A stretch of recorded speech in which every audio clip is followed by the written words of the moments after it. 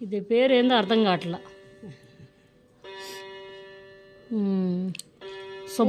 సుబ్బమ్మ అని ఉంది. పోష్ అంతేలే. ఇంటి పేరు ఏం పేరు? ఎలగపాటి సుబ్బమ్మ. సుబ్బమ్మ. ఇది సుబ్బమ్మ. మీ ఆయన పేరు ఏం పేరు? కాశయ్య. ఇది కాశయ్య కదే, లేదు, వీరాంజనేయులు.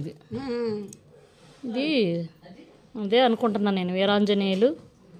ఇక్కడ సుబ్బమ్మ. ఇది సుబ్బమ్మ అనిపిస్తుంది. ఇంకా రెండే. ఇంకా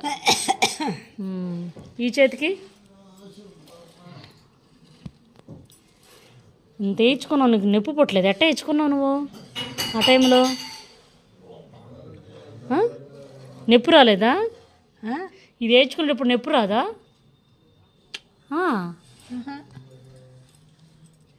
నువ్వే వేయించుకున్నావా లేకపోతే మీ అమ్మ తీసుకొని వెళ్ళి వేయించిందా?